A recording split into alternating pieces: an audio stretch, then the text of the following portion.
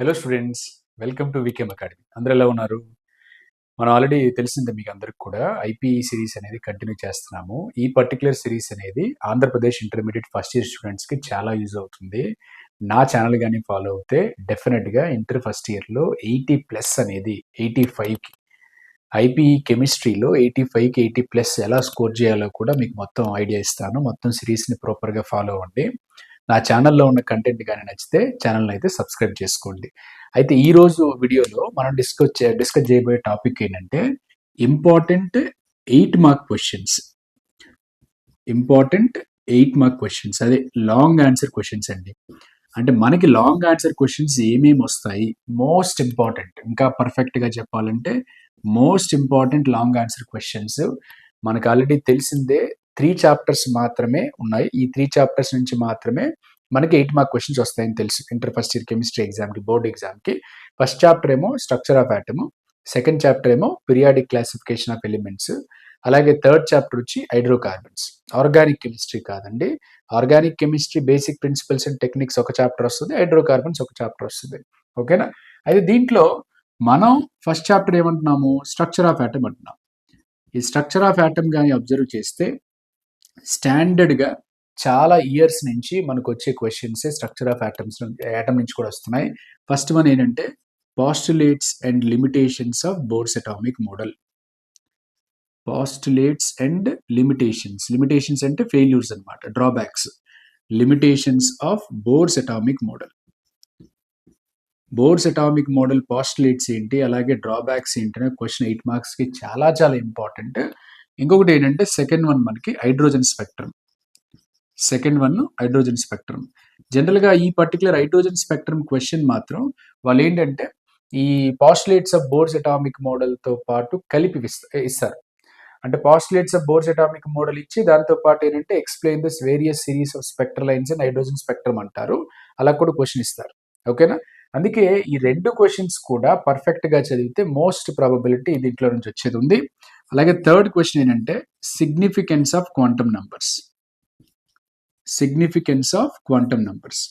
Quantum numbers యొక్క importance ఏంటి? మనకి ఏంటంటే 4 క్వాంటమ్ నంబర్స్ ఉన్నాయి కదా, NLMS, ఈ principal quantum number, azimuthal quantum number, magnetic quantum number, spin quantum number. ఈ ఇంపార్టెన్స్ ఏంటనేది అడుగుతారు.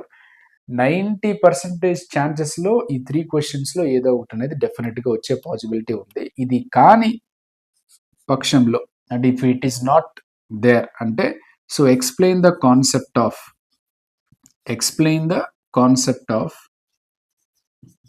D Broglie's hypothesis.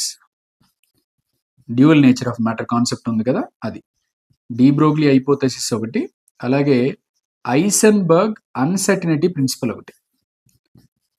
ఐసెన్బర్గ్ uncertainty principle. ఈ 3 మనకు వచ్చే పాసిబిలిటీ ఉంటుంది.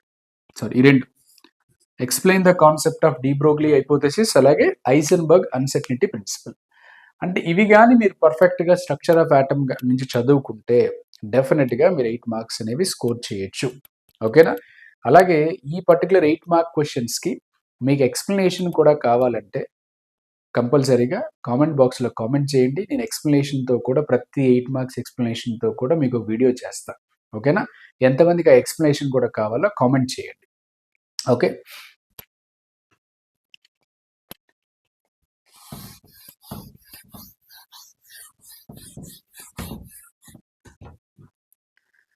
మనకి నెక్స్ట్ చాప్టర్ ఏముంది? Second one periodic classification of elements.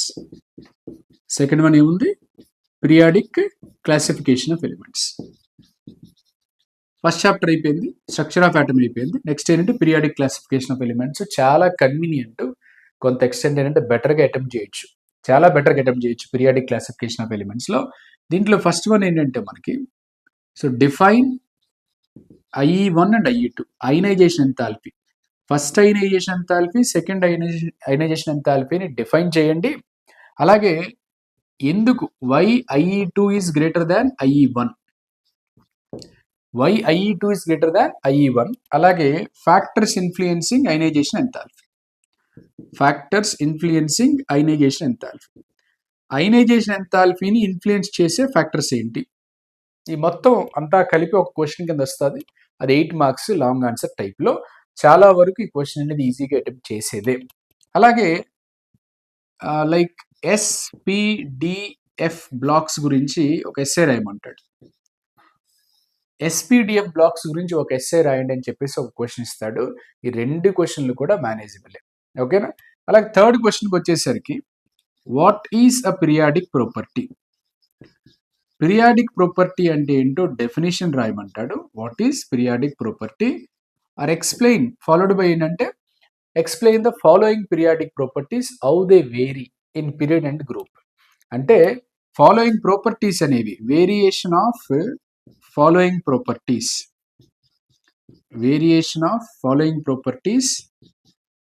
Across a period and group. Across a period అంటే from left to right, group అనేసరికి టాప్ టు బాటమ్. ఏంటంటే ఈ ఫాలోయింగ్ పీరియాడిక్ ప్రాపర్టీస్ ఎలా వేరీ అవుతాయి, ఎలా చేంజ్ అవుతాయి అన్నదే కాన్సెప్ట్. సో ఇక్కడ ఏంటంటే దీంట్లో ఇచ్చేవి మీకు అటామిక్ రేడియస్, అయనైజేషన్ ఎంథాల్పీ, మళ్ళీ అలాగే ఎలక్ట్రోనెగటివిటీ ఈఎన్ అని రాస్తున్నాను. ఈ 3 సబ్ పార్ట్స్ ఏంటంటే ఒక క్వశ్చన్ కింద ఇస్తాడు. ఇంకొక 3 ఏంటంటే సపరేట్గా రాస్తున్నాను. 4th క్వశ్చన్ కింద తీసుకుంటున్నాను నేను అది. అంటే డి ఇంకొకటి ఏమి ఇస్తాడంటే ఎలక్ట్రాన్ గెయిన్ ఎంథాల్పీ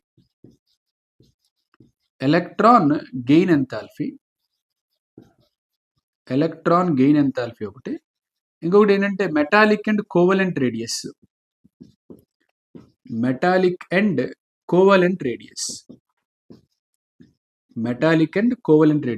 అలాగే నేచర్ ఆఫ్ ఆక్సైడ్స్, అది ఎసిడిక్ బేసిక్ ఆక్సైడ్స్ ఉన్నాయి కదా అవి. అంటే మీకు ఏబిసి పార్ట్స్ అనేది ఒక క్వశ్చన్ కింద వస్తుంది. కామన్గా వాట్ ఈస్ పీరియాడిక్ ప్రాపర్టీ అనేది కామన్, ఏది 3rd క్వశ్చన్కి 4th క్వశ్చన్కి. రిమైనింగ్ ఈ 3 ప్రాపర్టీస్ ఉన్నాయి కదా, atomic radius, ionisation enthalpy, electronegativity, అదొక క్వశ్చన్ కింద వస్తుంది. అలాగే electron gain enthalpy, metallic and covalent radius, nature of oxides అనేది ఒక క్వశ్చన్ కింద వస్తుంది. ఇవి మనం మేజర్గా ఫోకస్ చేయాల్సిన క్వశ్చన్స్ దేంట్లో నుంచి, పీరియాడిక్ క్లాసిఫికేషన్ ఆఫ్ ఎలిమెంట్స్.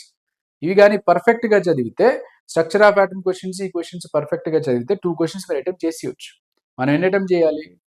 జనరల్గా 3 క్వశ్చన్స్లో 2 అటెంప్ట్ చేయాలి. ఆ 2 దీంట్లో నుంచి పిక్ చేసుకుంటే సరిపోతుంది. ఓకే, మన నెక్స్ట్ చాప్టర్ వచ్చి we have hydrocarbons. Next chapter ఏముంది? Hydrocarbons. Structure of atom, periodic classification of elements చదివాం కదా, అదే structure of atom, periodic classification of elements చూసాం కదా. ఆర్గానిక్ కెమిస్ట్రీ పార్ట్ నుంచి మనకి హైడ్రోకార్బన్స్ చాప్టర్ నుంచి కూడా మనకు క్వశ్చన్ వస్తుంది, రైట్? సో దీంట్లో ఇంపార్టెంట్ 8 మార్క్ క్వశ్చన్స్ కానీ చూస్తే, right any 2 methods of preparation, 2 preparation methods, prep అని రాస్తున్నాను, preparation methods of ethylene. Ethylene అన్న ఈథీన్ అన్న ఒకటే, ఓకేనా? ఇథైలిన్ అన్న ఈథీన్ అన్న ఒకటే. ఏ 2 ప్రిపరేషన్ మెథడ్స్ ఆఫ్ ఇథైలిన్, ఏవైనా 2 ప్రిపరేషన్ మెథడ్స్ రాయాలి. అలాగే how does it react with, ఎలా రియాక్ట్ అవుతుంది, దేంతో? ఓజోన్తో ఎలా రియాక్ట్ అవుతుంది. అలాగే కోల్డ్ డైల్యూట్ ఆల్కలైన్ KMnO4 అంటే బేయర్స్ రియేజెంట్ అనమాట. అలాగే Br2 బ్రోమిన్తో ఎలా రియాక్ట్ అవుతుంది, ఓకేనా? సో మనకి write any 2 preparation methods of ethylene. 2 preparation methods రాయాలి. అది ఓజోన్తో, ozonolysis, cold dilute alkaline KMnO4 అంటే టెస్ట్ ఫర్ అన్సాచురేషన్ అంటాము. Br2 కూడా టెస్ట్ ఫర్ అన్సాచురేషన్. అలాగే సెకండ్ క్వశ్చన్ వచ్చి write preparation method of benzene. Like how do you prepare benzene from acetylene. బెంజీన్ని acetylene నుంచి ఎలా ప్రిపేర్ చేస్తాం? మన క్వశ్చన్ ఉందిగా, సైక్లిక్ పాలిమరైజేషన్ అనేది, రైట్? ఎసిటైలిన్ని సైక్లిక్ పాలిమరైజేషన్ చేస్తే, రెడ్ హాట్ ఐరన్ ట్యూబ్ గుండా పాస్ చేస్తే మనకి బెంజీన్ వచ్చేస్తుంది. అలాగే మనం ఏంటంటే ఆరోమాటిక్ ఎలక్ట్రోఫిలిక్ సబ్స్టిట్యూషన్ రియాక్షన్స్ రాయమంటాడు, రైట్? క్లోరినేషన్, ఇవన్నీ ఆరోమాటిక్ ఎలక్ట్రోఫిలిక్ సబ్స్టిట్యూషన్స్ రియాక్షన్స్. అలాగే సల్ఫోనేషన్, అలాగే నైట్రేషన్, అలాగే ఫ్రిడల్-క్రాఫ్ట్స్ ఆల్కైలేషన్ రాస్తున్నాను, ఫ్రిడల్-క్రాఫ్ట్స్ ఎసైలేషన్. అంటే వీటినే మనం యారోమాటిక్ ఎలక్ట్రోఫిలిక్ సబ్స్టిట్యూషన్ రియాక్షన్స్ అంటారు. ఈ 5 రియాక్షన్స్ రాస్తే సరిపోతుంది. దాంతో పాటు ఏంటంటే బెంజిన్ని ఎసిటైలిన్ నుంచి ఎలా ప్రిపేర్ చేయాలి అన్నది కూడా రాయాలి. ఓకేనా? సో దాంతో పాటు ఏంటంటే మనకి అనదర్ క్వశ్చన్ ఏముంది, రైట్ ఎనీ, ఇది కూడా చాలా important, any 2 preparation methods of acetylene. Write any 2 preparation methods of acetylene. ఎసిటైలిన్ని ఎలా ప్రిపేర్ చేస్తారు, ఎసిటైలిన్ ఎలా ప్రిపేర్ చేస్తారు అనేది 2 ప్రిపరేషన్ మెథడ్స్. అలాగే how does it react with water, వాటర్తో ఎలా రియాక్ట్ అవుతుంది, దీన్నే మనం హైడ్రేషన్ రియాక్షన్ అంటాం. హైడ్రేషన్ ఆఫ్ ఆల్కైన్స్ చేయటం వల్ల ఇనీషియల్గా మనకి ఈనాల్ వస్తుంది, అదే మనం టాటోమరైజ్ చేస్తే ఆల్డిహైడ్గా మారుతుంది, ఆర్ కీటోన్గా మారుతుంది. ఎసిటైలిన్ కాబట్టి ఆల్డిహైడ్ వస్తుంది ఆఫ్ కోర్స్, రైట్? సో జనరల్గా ఈ సెకండ్ క్వశ్చన్ అనేది మోస్ట్ ప్రయారిటీ ఇవ్వండి. మ్యాక్సిమం ప్రాబబిలిటీ సెకండ్ క్వశ్చనే వస్తుందండి.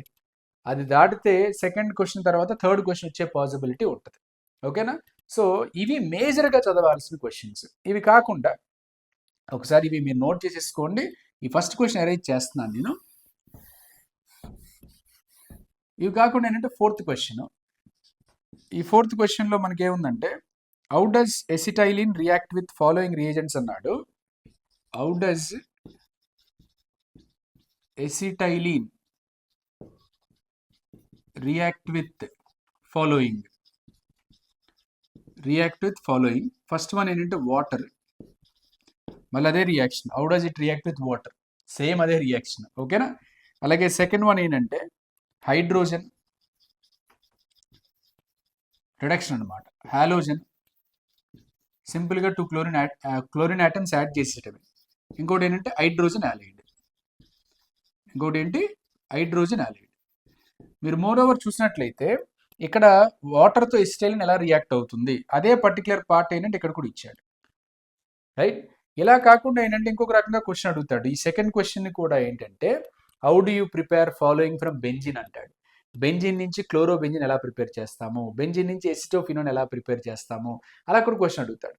సో దాన్ని కూడా మీకు రాస్తున్నా. ఈ థర్డ్ క్వశ్చన్ అరేంజ్ చేస్తున్నాను చూడండి. అందుకే సెకండ్ ఫిఫ్త్ క్వశ్చన్ ఒకటే అని చెప్పడానికి నేను చెప్తున్నాను, అంతే, ఇంకేం కాదు, రైట్? సో ఎలా అంటే how do you prepare following from benzene. Benzene నుంచి ఈ ఫాలోయింగ్ అనేవి ఎలా ప్రిపేర్ చేస్తారు అంటున్నాడు. ఫస్ట్ వన్ ఏంటి, క్లోరోబెంజిన్. సెకండ్ వన్ ఏమో టోలిన్. థర్డ్ వన్ ఏమో ఎసిటోఫినోన్. ఈ మూడు ఎలా ప్రిపేర్ చేయాలి అంటున్నాడు కదా. ఈ మూడు ప్రిపేర్ చేయాలంటే మనం వాడే రియాక్షన్స్ ఏంటి, ఎలక్ట్రోఫిలిక్ సబ్స్టిట్యూషన్ రియాక్షన్సే. అంటే బెంజిన్ నుంచి క్లోరోబెంజిన్ ప్రిపేర్ చేయాలంటే క్లోరినేషన్ చేయాలి, బెంజిన్ నుంచి టోలిన్ ప్రిపేర్ చేయాలంటే ఆల్కైలేషన్ చేయాలి, బెంజిన్ నుంచి ఎసిటోఫినోన్ ప్రిపేర్ చేయాలంటే ఎసైలేషన్ చేయాలి. అంటే మోర్ ఆర్ లెస్ ఏంటంటే 5 క్వశ్చన్స్ అనేవి సేమ్, 4 థర్డ్ క్వశ్చన్ అనేది సేమ్, అంటే కొంత ఎక్స్టెంట్ వాటర్ రియాక్షన్ వరకు సేమ్. అయితే దీంట్లో ఎక్కువ పాసిబిలిటీ అంటే 100%లో 90% పాసిబిలిటీ దేనికి ఉంటుందంటే యారోమాటిక్ ఎలక్ట్రోఫిలిక్ సబ్స్టిట్యూషన్ రియాక్షన్స్కి ఉంటుంది, గుర్తుపెట్టుకోండి. ఈ 8 మార్క్ క్వశ్చన్స్ అనేవి పర్ఫెక్ట్గా చదివితే మీరు 3లో 2 అనేది డ్యామ్ ష్యూర్గా కాన్ఫిడెంట్గా అటెంప్ట్ చేయొచ్చు. ఓకేనా? ఈ 8 మార్క్స్ వీడియో ఎక్స్ప్లెనేషన్ కూడా కావాలి అని అనుకుంటే కామెంట్ బాక్స్లో లింక్ చేయండి, ఆ వీడియో కూడా మీకు చేసి పెడతా. ఈ సిరీస్ని కంటిన్యూ చేస్తున్నాము. మీరు ఐపీలో 85కి 80+ తెచ్చుకోవాలనుకుంటే ఈ పర్టికులర్ సిరీస్ని ఫాలో అవ్వండి. నా ఛానల్ వీకేఎం అకాడమీ అయితే సబ్స్క్రైబ్ చేసుకోండి. ఓకే, థ్యాంక్స్ ఫర్ వాచింగ్ అండి.